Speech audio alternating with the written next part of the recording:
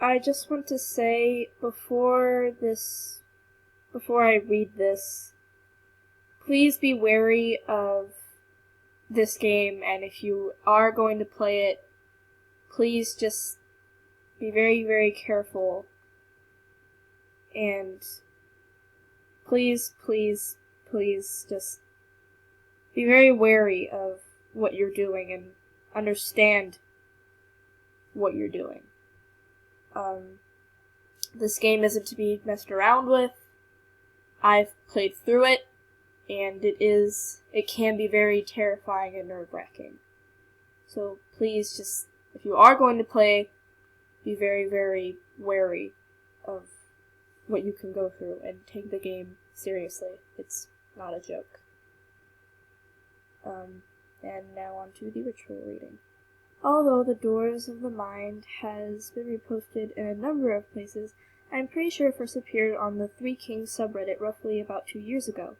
Shortly after the Three Kings game itself took the Reddit no sleep on the storm, a spin-off sub devoted solely to recipes and experiences for similar games was created. It played host to a huge flurry of activities right after its creation. Since then, it's slowed down somewhat, with new posts being fewer and arriving far between. It's still an interesting place to visit, though, so check it out if you haven't already. This game is also sometimes referred to as Doors to the Mind, although it shouldn't be confused with the creepypasta Gateway to the Mind. According to a Redditor, it is not nearly as dangerous as many of these sorts of rituals tend to be. It's still best to proceed with caution, though. After all, you never know what you might be working in the corners of your own head. As always, play at your own risk. Players, you need one principal and one partner. Requirements: a quiet room, a few lit candles, matches or a lighter, an alarm clock, a pillow, optional, and a recording device, optional. Instructions: the prelude. Begin whenever you feel most relaxed. Find a quiet room, dim the lights, and set up your candles. Use the matches or a lighter to light the candles, being mindful of fire hazards as you do so. If you would like to record your experience, set up the chosen device and begin recording. 3. Set the alarm to go off 1 hour from the time you begin. 4. Have your partner sit on the floor. You yourself should lie down with your head in their partner's lap facing up. You may use a pillow if you like. Close your eyes. 5. Have your partner begin running your temples slow, circular motions. The tempo should be steady and overall feeling relaxing. Keep your eyes closed. 6. Your partner will function as your guide for this next portion. Have them speak the following words to you. You're at the end of a very long corridor. There are numerous doors on both sides of this corridor, spanning the entire length. With you, I want you to explore these doors and the rooms behind them. Describe to me what you can see, hear, touch, and feel with great detail. The exploration. At this point, you should find yourself in a corridor. Traverse it. Explore the doors that line it, and the rooms keep behind the doors. As you go, describe each and everything you encounter. There is no rules to how the best to explore the corridor and its rooms. You may, however, find the following tips helpful. 1. Pay attention to yourself at your surroundings. What are you wearing? What's in your pockets? Do you have anything meaningful about your person? Whatever you find, it might be useful. 2. Take a good look and feel and so on of each door before you open it. What color is it? What size and shape is it? What does the handle look like? Is the handle an unusual temperature? These details and more might provide hints about what waits behind the door itself. 3. You do not have to open every door. Trust your instincts. If you feel it would be unwise to enter one, don't open it. The return. When the alarm goes off, your partner should guide you back to the real world. The exact words spoken to do so are up to your partner, but in all cases the corridor may recede at any doors. Any doors that have been opened should be closed by the end. Once you have returned, blow out the candles and turn off the recording device if using. Listen to your recording at your leisure, or you may choose to never listen to it. It's entirely up to you. Additional notes. This game be played as many times as you desire. After you have played it enough times, you may no longer require the alarm clock. Your partner should be able to determine when you are ready to make your way back. If you enter a room full of clocks, do not touch any of the clocks and leave the room immediately.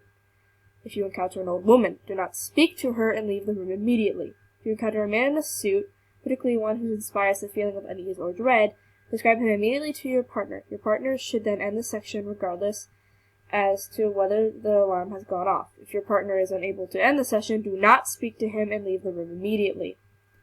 Some doors may be locked, blocked, or otherwise barred.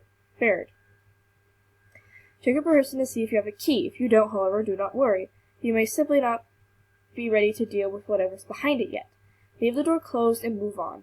It is not unheard of for someone who encounters specific rooms to lock you inside. One player recounted an instance in which his partner, in this case his sister, was required to shake him violently in order to pull him back to reality. A word of advice: tread carefully. Your mind is not always your friend. I'm going to give a little story about what happened to me and one of my friends. So, I had my birthday party a day ago, and I had a lot of fun, and I had a female sleepover afterwards where a few of my girlfriends stayed over and hung out with me, and of course slept the night. We played a bunch of stupid games like Light as a Feather, Stiff as a Board, which has never worked for us, and we don't know why. We did Sandman, which worked for like a second. We did I forget what it's called. It's like the Devil's Controlling My Arms or something. All it is your muscles reacting, but yeah. We were looking through other games to do, and then we found The Door to Your Mind. I didn't want to do it at first. I really was scared of it. But my friend, we're gonna call her, let's call her P, went in first. She did it first, and she ran into the old woman. She described that the old woman was staring at her, and she didn't say anything to the woman, but she left the room. But she felt like the old lady was following her, and the old lady tried to grab her, and we had to wake her up. Then I went in the next day, today, and I did it, and in one of the rooms I ran into the man in a suit. But the thing is, his face, it wasn't like Slender Man faceless. He had hair, he had a normal skin tone, he had ears, he just didn't have eyes or a mouth.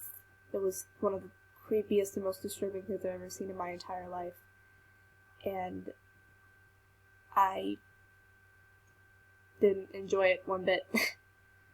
Again, if you are going to play this game, please be wary of what this game is. And please just be careful with it. Please.